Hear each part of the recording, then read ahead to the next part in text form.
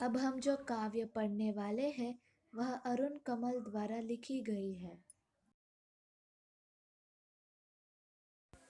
कई गलियों के बीच, कई नालों के पार, कूड़े करकट के ढेरों के बाद, बदबू से फटते जाते इस टोले के अंदर, खुशबू रचते हैं हाथ, खुशबू रचते हैं हाथ।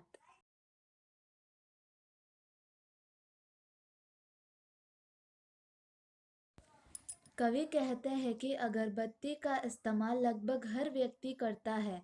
अगरबत्ती हालांकि पूजा पाठ में इस्तेमाल होती है, लेकिन इसकी खुशबू ही शायद वह वजह होती है कि लोग इसे प्रतिदिन इस्तेमाल करते हैं।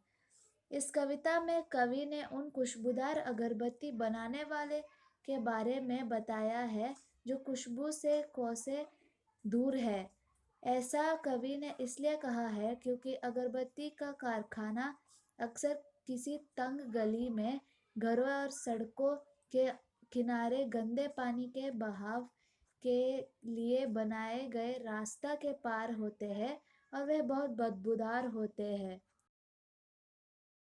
उभरी नसों वाले हाथ, घिसे नाखूनों वाले हाथ, पीपल के पत्ते से नए नए हाथ, जूही की डाल से खुशबूदार हाथ, गंदे कटे पिटे हाथ, जख्म से फटे हुए हाथ, खुशबू रचते हैं हाथ, खुशबू रचते हैं हाथ। कवि कहता है कि अगरबत्ती बनाने वाले लोग के हाथ तरह तरह के होते हैं। किसी के हाथों में उभरी हुई नसें होते हैं, किसी के हाथों के नाखून घिसे हुए होते हैं। कुछ बच्चे भी काम करते हैं जिनके हाथ बहुत छोटे और नन्हे और कोमल होते हैं। कुछ कम उम्र की लड़कियां भी होती है जिनके हाथ जूही के फूल के तरह होते हैं।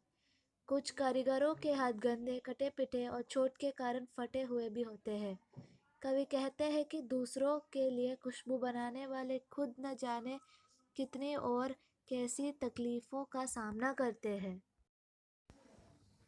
यही इस गली में बनती है मुल्क की मशहूर अगरबत्तियाँ।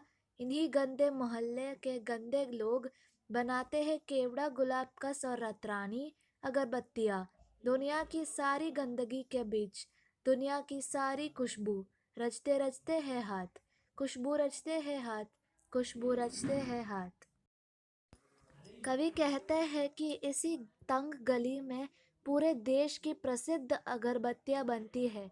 उस गंदे मोहल्ले के गंदे लोग या गरीब लोग ही केवड़ा, गुलाब कस और अतरानी जैसे खुशबू वाली अगरबत्तियां बनाते हैं। यही लोग हैं जो सारी दुनिया को खुशबू बांटते जाते हैं। ये दुनिया भर की गंदगी में भी रहते हैं। धन्यवाद।